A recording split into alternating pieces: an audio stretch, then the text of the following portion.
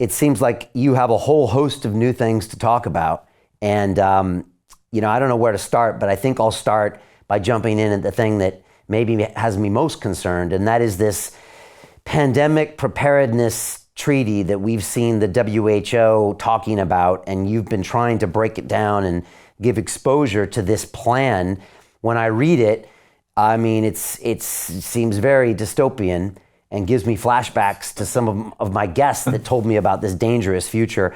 Maybe for people that haven't really even heard what this is, can you break down what it is, why it's on your radar, and maybe what we should be doing about it?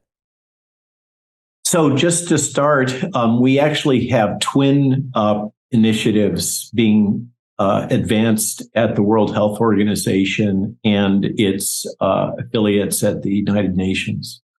Those would be the Pandemic Treaty, Pandemic Preparedness Treaty, and the International Health Regulations updates, technically, which were proposed by our government, our Department of Health and Human Services, as a modification of the existing international health regulations, which have largely been up to the current date, optional or suggestions provided by the World Health Organization.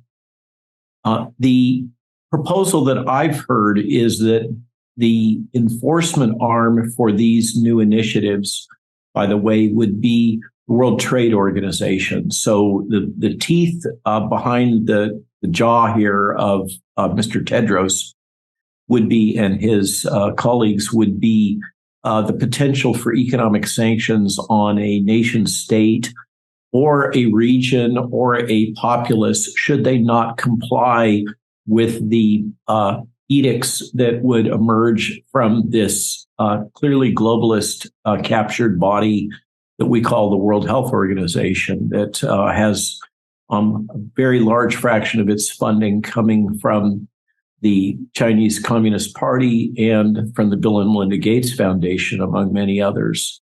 It's important to understand, just as background, and I've been aware of this on a very personal level from my time when I was working with New Link Genetics in the U.S. Department of Defense to advance an Ebola vaccine that we eventually sold off to Merck and became the licensed Merck Ebola vaccine. The World Health Organization has become increasingly dependent on, let's call it, private donations. What that computes to is that, for instance, in our case, when the GSK vaccine product for Ebola started faltering, and it became clear that this small independent company based in Ames, Iowa, that had acquired the Canadian-developed Public Health Agency Canada-developed vaccine product became the leading candidate, we were approached by the then Director General basically with a very clear-cut advocacy that now that we were the leader, we should make a large donation to the World Health Organization. It was basically a shakedown. The WHO relies on not just donations from nation states or from non-governmental organizations, but increasingly from pharma. And one of the ways that that game is played is that since they have a lot of open offices and unfilled need for full-time employees, what's done is that pharma will contribute FTE sponsorship to the World Health Organization, have a hand in choosing the personnel selected to fill those positions.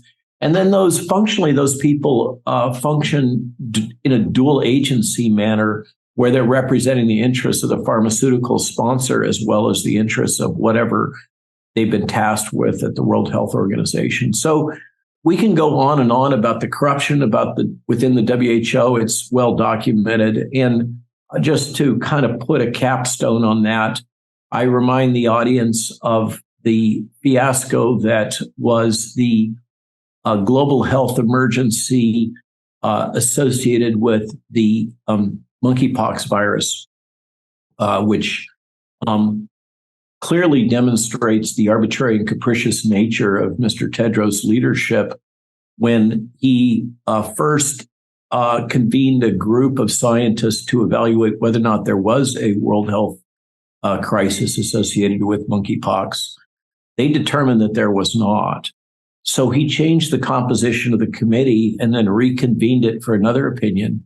And that opinion came down as as I recall, 9-6 vote against declaring it a public health crisis or emergency. At which point, Mr. Tedros Ghebreyesus, doctor, determined that this was a tie, 9-6.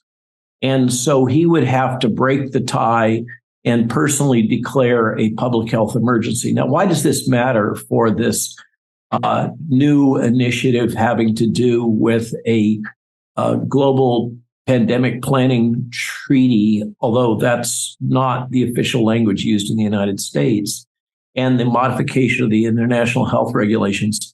This new language in both of these documents would basically give to Mr. Tedros absolute authority to declare a public health emergency and to determine what the measures should be taken to mitigate that public health emergency.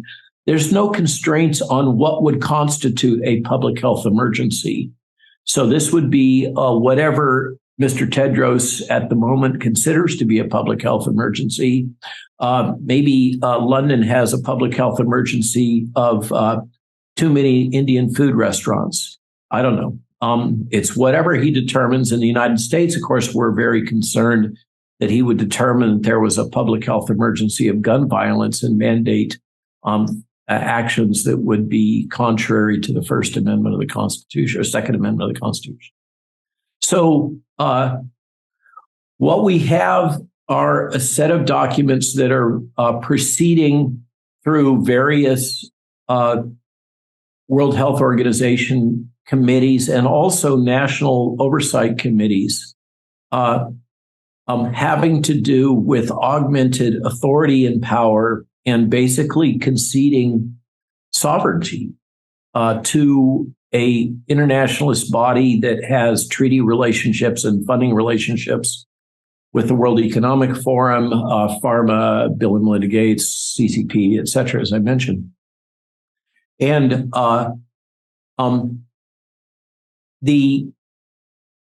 this is the second go-round of negotiations on this regarding the international health regulations.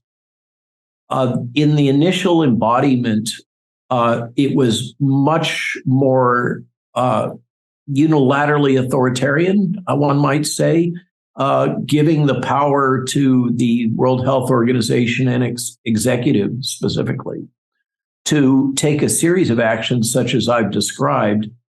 And there was an uproar in small pockets of resistance in the Five Eyes nations, particularly the United States, Canada, and Great Britain. But in particular, there was resistance under the former leadership of Brazil, some of the Latin American countries, and some African countries in the guise of concern about loss of sovereignty. So Jim Rickards has just recorded a video that's not available to anyone in the public, and he's going to be talking about how this upcoming recession is going to be fast, it's going to be bloody, it's going to be nasty. But at the same time, he's going to show you how you can position yourself to profit from all of this chaos. Now, we've made this video only available to our viewers. Go to londonreal.tv/Jim. Watch that immediately.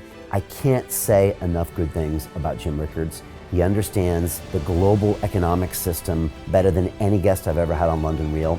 His predictions are almost uncannily true, and you can learn how to profit from his vision, from his expertise, and his understanding of economics. So go to londonreal.tv/Jim or click the link below. It's an excellent, excellent look on what's going to happen in the future and how you can position yourself to profit from that. Jim is one of the best in the business, one of my favorite guests on London Real, and he's very, very good at predicting the future and showing us all to profit from it. So click the link, and I hope you enjoy. Hey, do you want to profit from crypto? Then join my DeFi Academy. The Crypto DeFi Academy will help you create generational wealth. But don't take my word for it. Listen to my students. When I first got into crypto, I remember thinking to myself, I need to learn more. Brian Rose, learning crypto, learning DeFi, gotta do it.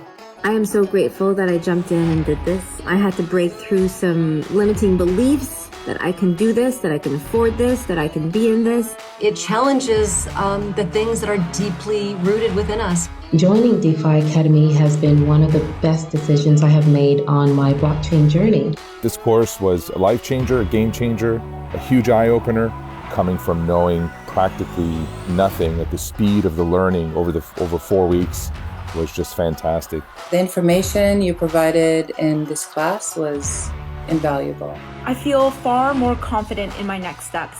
You took complex concepts and made them easier to understand. What's different than so many other ones is it just doesn't tell you what to do.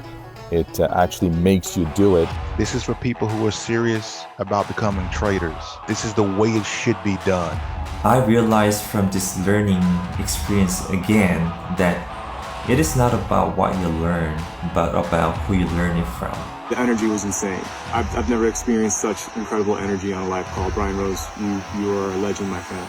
It's the only thing in the market where you can get all information and learn everything what you need to know. Everything is so clear and so well done, and I am just forever grateful for this program. It made me feel so much more confident about crypto than I did before.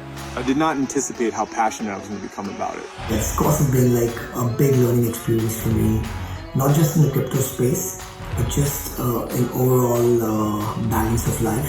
What I've learned is, how to take ownership, of my life in a way that I really hadn't before. Yeah, you can't put a price on that, really. I would recommend it to anybody, top notch. Excellence does not come cheap. So if you want excellence, you got to pay for it, but it's so worth it. Pull the trigger. That's what this course is about. You're not going to regret it, really. It's amazing. Thank you, Brian and team. So what are you waiting for? Crypto is happening now. Click the link below, submit your application, and let me mentor you on how to create generational wealth and build the decentralized financial infrastructure of the future.